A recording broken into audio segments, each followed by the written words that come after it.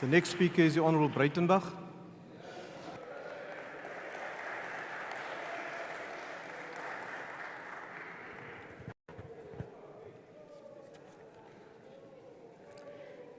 House Chair, honourable members, the impeachment of Judge President Judge Hlophe stands as a pivotal moment in the annals of the South African judiciary.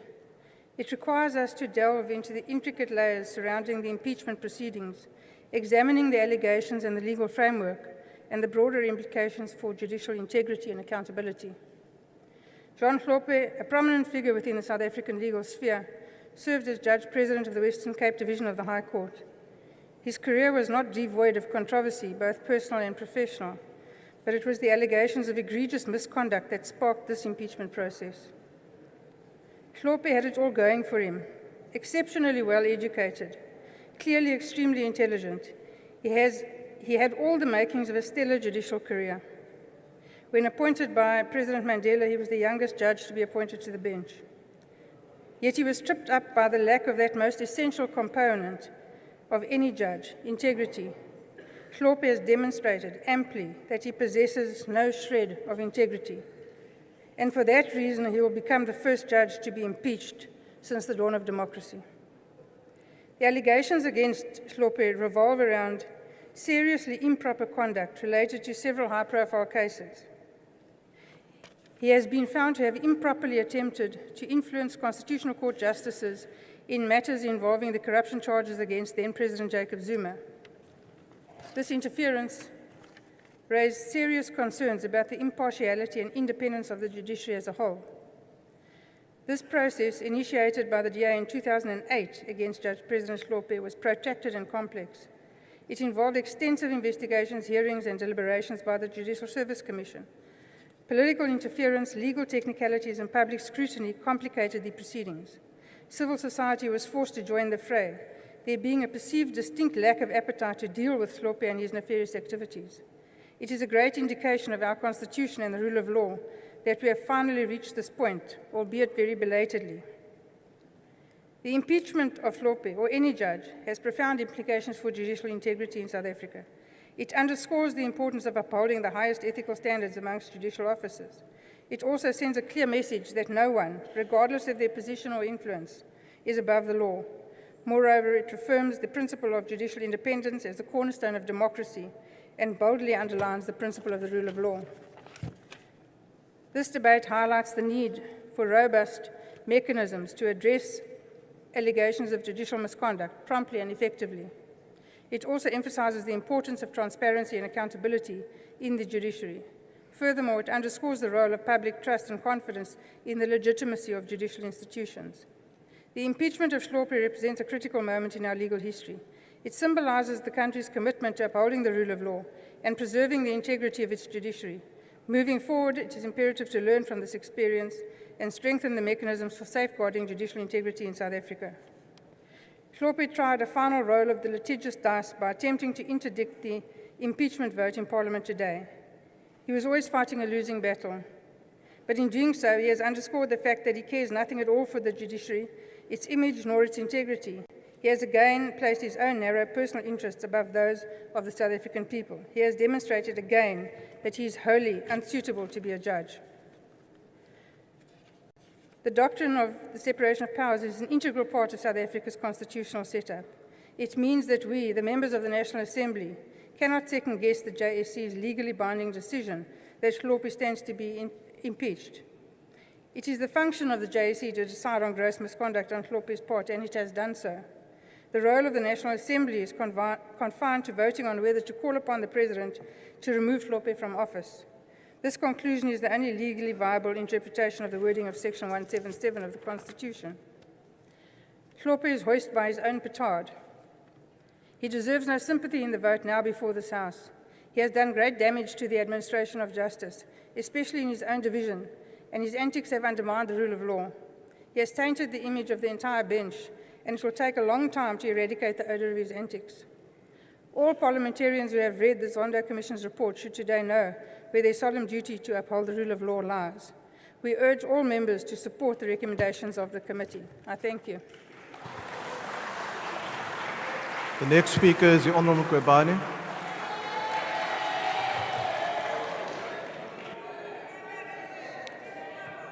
Chairperson, today this House is required to endorse what is essentially a culmination of a concoction of deep-rooted racism in the judiciary.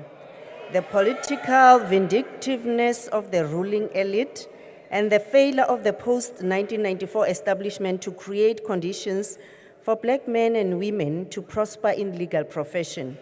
Judge President Hlophe, a distinguished judge and an exceptional legal scholar, is about to be the first victim of a toxic and unforgiving culture of impaling black people who dare stand up against the dominant liberal and racist discourse in this country, and which is more pronounced in the Western Cape. His only sin is that he simply discussed law with his colleagues. Let's give a brief timeline of why we are here.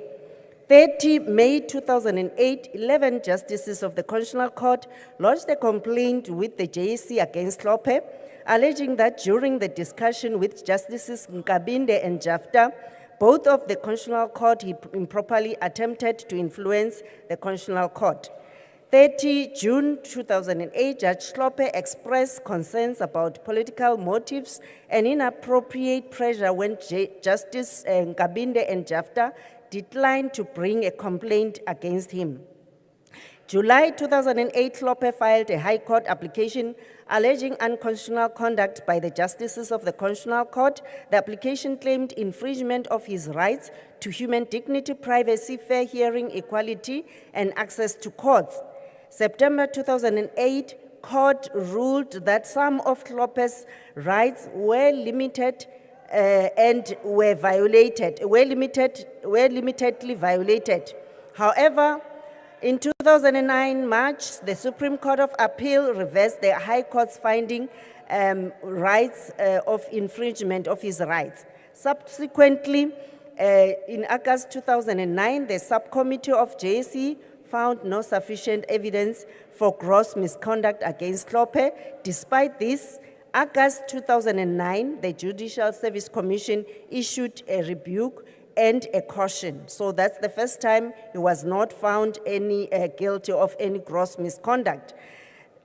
Coming back to the very same issue, that then there was this Judicial Conduct Tribunal, which was established after that incident, which proceeded to reinvestigate the matter and proceeded, which Judge Nkabinde and Jafta lodged a court application indicating that they were reviewing this decision because that was not properly done, but then they also lost in a court.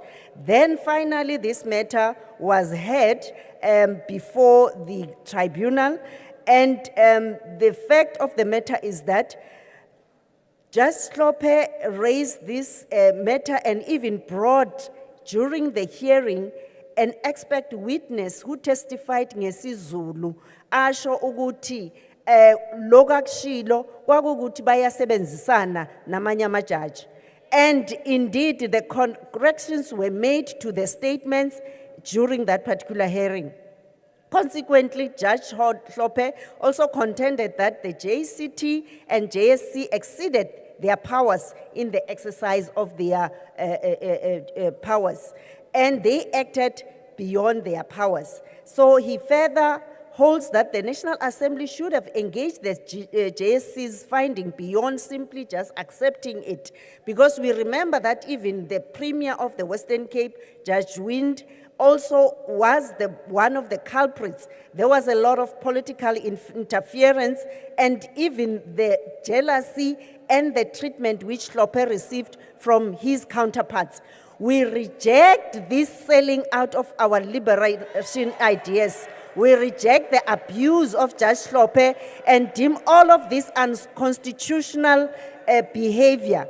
The judge was tried twice. When the first hearing exonerated him, but we have bugging people who have racist tendencies, and the freedom under law, also under Mr. Kriegler, who has been found guilty as well of acting out of his mandate. So they abuse Judge Hlophe. This is not about justice. It is about gross misconduct of Judge Hlophe.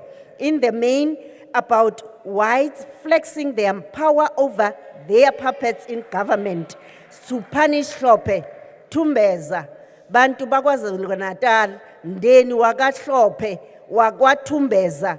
We know as EFF that the judge was highly qualified and he did his work with dignity. Punish this ANC government. Thank you. Thank you, Honourable Member. The next speaker is the Honourable Singh.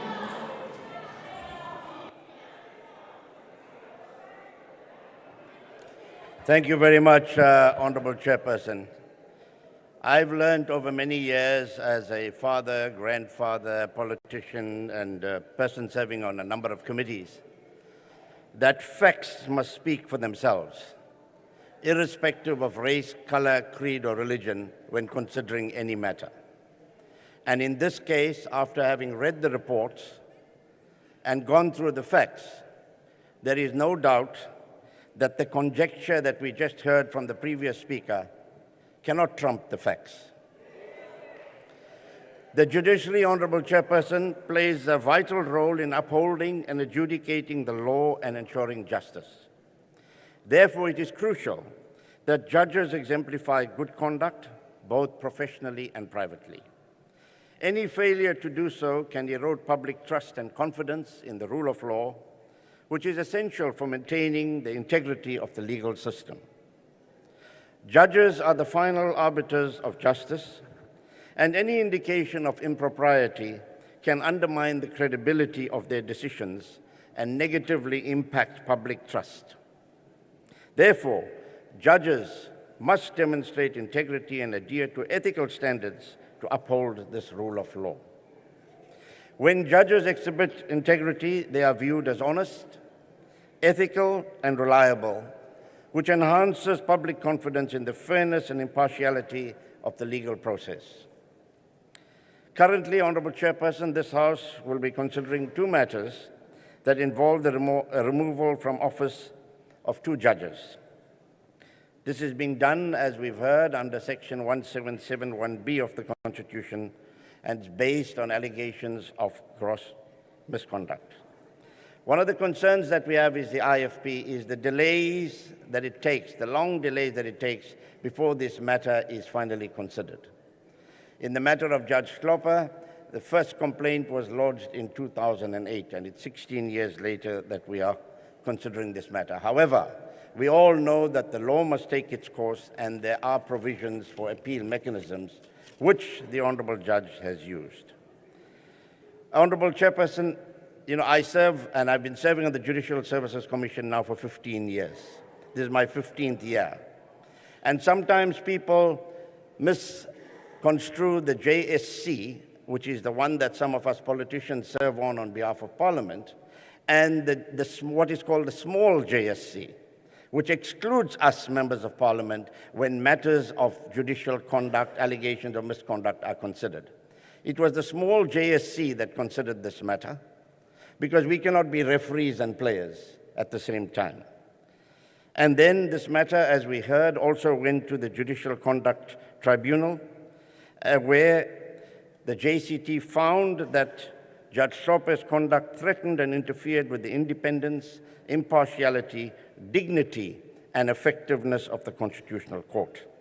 Furthermore, they found that it threatened public confidence in the judicial system.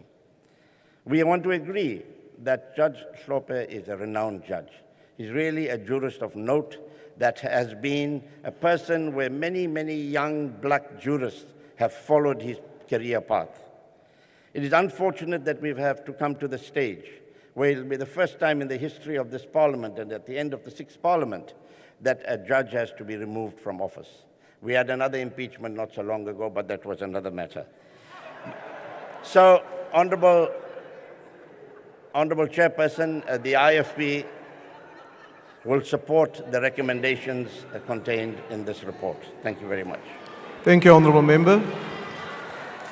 The next speaker is the Honourable F.J. Mulder.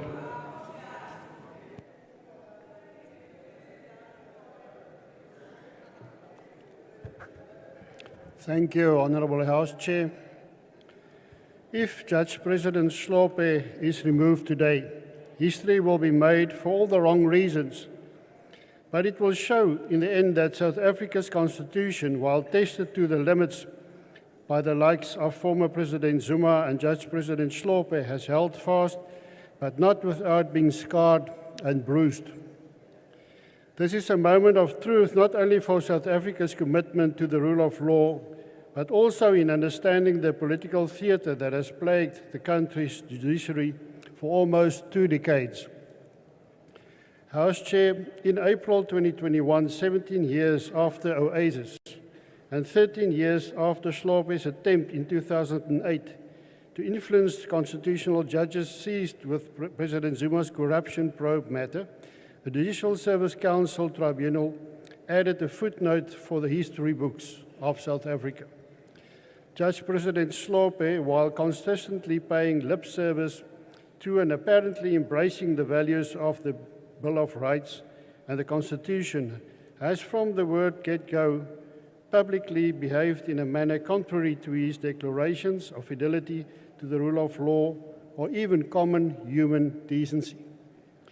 His actions have undermined every purpose of the Judicial Service Council, which is to prevent perceived and real political influence in the judiciary. Chair, in his appeal against the JSC Tribunal finding of gross misconduct, Judge President Hlophe sought to paralyze the entire system of accountability, suggesting every single judge on the country was compromised and had no right to sit in judgment. The Judge President litigation mission was aimed at avoiding the far-reaching and devastating consequences to him personally should he be impeached. Agbare Voorsitter, President Ramaphosa het uiteindelik hier aan die einde van die 6de termyn of die 6de parlement 'n stap geneem waarmee die VF+ kan saamstem. Die VF+ steun die aanbeveling om regter president Hlophe uit sy ampt te verwyder. Dankie.